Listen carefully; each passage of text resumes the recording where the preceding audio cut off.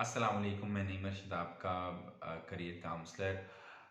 माशाल्लाह रमज़ान का महीना आ चुका है। आज फर्स्ट रमज़ान है।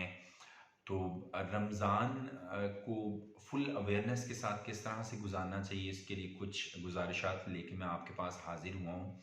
और मैं चाहूँगा कि आप इसको समझें, अंडरस्टैंड करें। और मैं भी इसी नीयत से शेयर कर रहा हूँ कि मैं भी इस पे अमल करूँ, आप भी इसी नीयत से सुनें कि आप भी इस पे अमल करें। और देखते हैं कि रमज़ान में किन किन एरियाज़ को टारगेट करने की और किन किन एरियाज़ को अपग्रेड करने की ज़रूरत है। तो स्टार्ट करते हैं। इस्लाम जोश और जज्बात का दीन नहीं, बल्कि होश और अक्लमंदी का दीन है। इसका हर हुक्म काबिल फ़हम और हर मना अक्ल और शऊर के मुताबिक है। बल्कि अल्लाह ताला ने दीन का मकसद ये बयान किया है सूरह अनफाल आयत 42 में, जब तुम करीब वाले किनारे पर और वो दूर वाले किनारे पर थे और काफिला तुमसे नीचे की तरफ था, और अगर तुम आपस में वादा करते तो ज़रूर मुकर्रर वक़्त के बारे में आगे पीछे हो जाते। और लेकिन ताकि अल्लाह इस काम को पूरा कर दे जो किया जाने वाला था, ताकि जो हलाक हो वाजिया दलील से हलाक हो और जिंदा रहें वाजिया दलील से जिंदा रहें। और बेशक अल्लाह सब कुछ सुनने वाला और सब कुछ जानने वाला है। मजीद अल्लाह ताला ने अपने मोमिन बंदों की सिफात इन अल्फाज में बयान की सूरह फुरकान की आयत 73 में।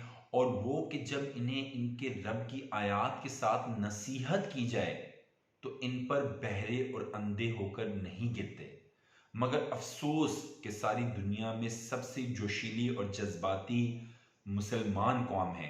हत्ता कि इनका अपने रब से ताल्लुक, नबी सल्लल्लाहु अलैहि वसल्लम से मोहब्बत, कुरान से वाबस्तगी और हदीस से निस्बत कुल्ली तौर पर जज्बाती है। अल्लाह ताला से ताल्लुक का ये आलम है कि गैरुल्लाह से सख्त नफरत करते हैं, मगर अल्लाह की बंदगी करने को तैयार नहीं। नबी सल्लल्लाहु अलैहि वसल्लम की इज्जत पर मरना और मारने पर हर वक्त तैयार रहते हैं, मगर आप सल्लल्लाहु अलैहि वसल्लम की सीरत पढ़ने और इसे मशाले राह बनाने पर आमादा नहीं। कुरान को दिन में कितनी मरतबा चुनते हैं, मगर 60-70 साल की जिंदगी में एक मरतबा भी इसका तर्जुमा पढ़ने और समझने पर तैयार नहीं। और रसूल सल्लल्लाहु अलैहि वसल्लम की अहादीस पर मुश्तमिल किताबों को अक्सर लोग जानते तक नहीं। जोश और जज्बात आंधी की तरह होते हैं, आई, तबाही मचाई और बगैर खुशगवारी पैदा किए जिस रफ्तार से आई इतनी तेजी से चली गई। जज्बाती कामों में इस्तकलाल, इस्तिकामत और मदावमत नहीं होती, इसलिए जोशीले कामों का इंसान की रूह पर कोई असर नहीं होता।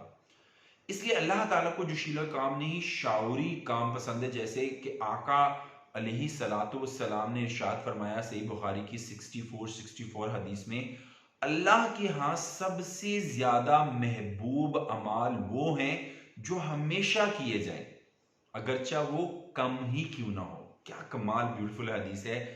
अल्लाह पाक को कंसिस्टेंसी पसंद है, इस्तिकामत पसंद है। तेज बारिश पत्थरों से बहकर गुजर जाती है, लेकिन कतरा कतरा पानी एक जगह मुसलसल गिरता रहे तो चट्टान में भी सुराख कर देता है। माह रमजान आता है तो इसके फजाइल सुनकर मुसलमानों के जज्बात में बेपनाह इजाफा हो जाता है। मस्जिदें आबाद हो जाती हैं, फर्जों में कोताही करने वाले नवाफिल का भी एहतमाम करने लगते हैं, सर पर टोपियां रख ली जाती हैं और दाढ़ियां छोड़ दी जाती हैं, गोया के इस्लाम के वुर्सा यकदम जाग गए हैं। लेकिन ये बेदारी शाउरी नहीं, जज्बाती होती है। इसलिए एक हफ्ते के बाद वही पहले वाली हालत दर आती है। अगर कुछ लोग ये वाबस्तगी रमजान के आखिर तक किसी न किसी तरह बरकरार रख भी लेते हैं तो रमजान के जाते ही वीरानी छा जाती है।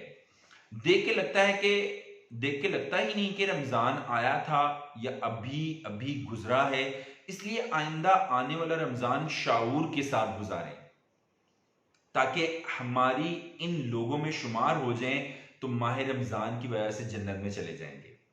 रोजे का मकसद ही मुसलमानों के शाऊर को बेदार करना है, क्योंकि शिकम सेरी आदमी को सुस्त बना देती है। ज्यादा खाने से जिस्म पर चर्बी और दिल में गफलत की तह चढ़ जाती है, और भूख जिस्म को चाको चौबंद और दिल के एहसासात को बेदार कर देती है। इसलिए रोजा शाऊरी बेदारी का एक रेफरेंस कोर्स है। इस्लाम में रोजे का मानी सिर्फ खाने पीने और ख्वाहिश नफसानी से रुकने का नाम नहीं, बल्कि रोजे का मानी जिस्म के एक एक उज्व का अल्लाह की बंदगी का पाबंद बनाना और अल्लाह की नाफरमानी से शाउरी तौर पर रुकने का नाम है। इसलिए रसूल सल्लल्लाहु अलैहि वसल्लम ने फरमाया, सही बुखारी की हदीस 1903 में, जिस शख्स ने झूठी बात और पर अमल ना छोड़ा तो अल्लाह ताला को इसका खाना और पीना छोड़ने की कोई जरूरत नहीं। मजीद अल्लाह ताला ने रमजान को कुरान और तरावी से जोड़कर मोमिन के शाऊर बेदार में मजीद इजाफा कर दिया। जैसा कि अल्लाह ने फरमाया सूरह बकरा आयत 185 में, रमजान का महीना वो है जिसमें कुरान उतारा गया, जो लोगों के लिए सरासर हदायत और हदायत की और हक को बातिल में फर्क करने वाले के लिए वाजिया दलीलें हैं। तो तुम में से जो इस महीने में हाजिर हो वो इसका रोजा रखे, और जब बीमार हो या किसी सफर पे हो तो दूसरे दिनों की गिनती पूरी करना है। अल्लाह ताला तुम्हारे साथी आसानी का इरादा रखता है और तुम्हारे साथ तंगी का इरादा नहीं रखता, और ताकि तुम गिनती पूरी करो और ताकि तुम अल्लाह की बड़ाई बयान करो इस पर जो इसने तुम्हें हदायत दी, कि ताकि तुम शुक्र करो।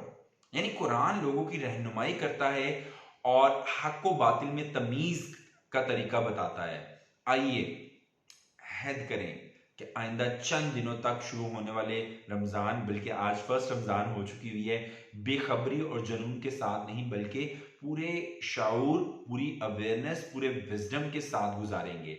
और शाऊर के साथ गुजारने का मायने यह है कि रोजे के मकासद को समझे कि रोजे के मकसद क्या है, why we are in fasting, हम क्यों फास्टिंग में हैं, और इन्हें हासिल करने के लिए दिन रात एक कर दें। इस तरह रात तरावी ऐसे मस्जिद में अदा करने का प्रोग्राम बनाए जहां महज फॉर्मेलिटी पूरी करने वाली तरावी की तादाद पूरी करने की कोशिश ना हो, बल्कि कुरान को पूरे अदब के साथ पढ़ा जाए। मजीद ये कि जो सुपारा रात को तरावी में पढ़ा जाना है इसका तर्जुमा और मुख्तसर तफसीर पढ़ कर जाए।